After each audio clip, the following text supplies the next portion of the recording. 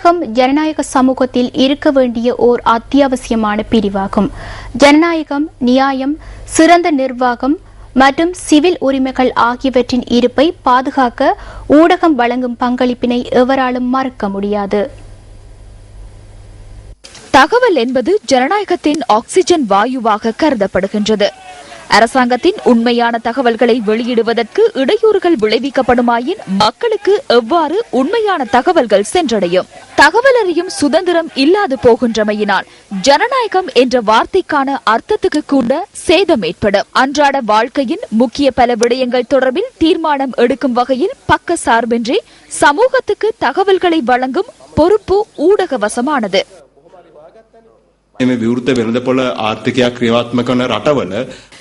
திறந்த பொருளாதார கொள்கையை கொண்ட நாடுகளில் குறிப்பாக ஊழல் மோசடி சம்பவங்கள் அதிகளவில் இடம்பெறுகின்றன. இந்த சம்பவங்கள் தொடர்பில் அதிகளவில் மக்கள் அறிவதில்லை. எனவே இவை குறித்து விரிவாக ஆராய்ந்து மக்களுக்கு செய்தி வழங்குவது ஊடகங்களின் பொறுப்பாகும்.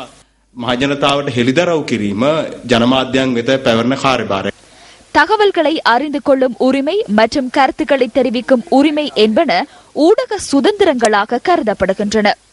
அந்த உரிமைகளை வென்றெடுப்பதற்காக பலரும் பல்வேறு விதத்தில் போராடியுள்ளதுடன் உயிர் தியாகங்களையும் செய்துள்ளனர். பிரஜைகளின் நலனுக்காகவே ஊடகம் அந்த உரிமைகளுக்காக போராடி வருகின்றது. ஊடகம் நாட்டின் பிரஜைகளுக்கு மாத்திரமே பொறுப்பு கூற வேண்டும். மக்கள் பிரதிநிதிகள் ஆளும் தரப்பிலோ அல்லது எதிர்க்கட்சியிலோ இருந்தாலும் மக்களுக்கும் அவர்களுக்குமான பாலமாக ஊடகம் செயற்பட்டு வருகின்றது. அனர்த்தம் ஒன்று ஏற்படுகின்ற வேளையில் அதனால் பாதிக்கப்படுகின்ற மக்களின் துயரங்களை உலகுக்கு எடுத்து உயிர்களை கூட காப்பாற்றுவதற்காக ஊடகம் பாரிய சேவையை ஆற்றுகின்றது. சமூகத்தின் ஜனநாயக உரிமை தொடர்பில் பிழையான எண்ணம் கொண்டுள்ள ஒரு சில தரப்பினர் தமக்கு தேவையான நேரத்தில் சாதகமான முறையில் ஊடகங்களை பயன்படுத்துவதுடன் தமக்கு பாதிப்பு ஏற்படுத்தும் வேளையில் ஊடகங்களை பழிவாங்கவும் துடிக்கின்றனர்.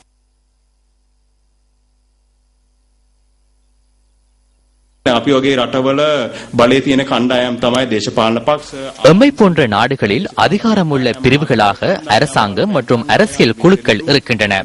அதே போன்று சமய குழுக்கள், ராணுவம் என்பனவும் அதில் அடங்குகின்றன.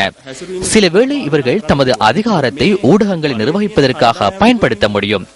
இவ்வாறான அதிகாரமிக்க பிரிவுகள் இருந்து சுதந்திரமாக செயற்பட முடியுமான சூழல் உருவாகினால் மாத்திரமே ஊடகங்களால் தமது பொறுப்புகளை உரிய முறையில் நிறைவேற்ற முடியும். ஊடகத்தின் நடவடிக்கைகளை இடைநிறுத்துவதற்கு முயற்சிக்கின்றமை ராணுவ சட்டம் மற்றும் ஏகாதிபத்தியத்தின் ஒத்துழைப்புடன் நாட்டின் ஆட்சியை கைப்பற்றுவதற்கு எடுக்கும் முயற்சிக்கு சமமானது. எனவே இவ்வாறான செயற்பாடுகள் ஒருபோதும் ஜனநாயக செயற்பாடாகவோ அல்லது அதனுடன் இணைந்த செயற்பாடாகவோ அமையாது.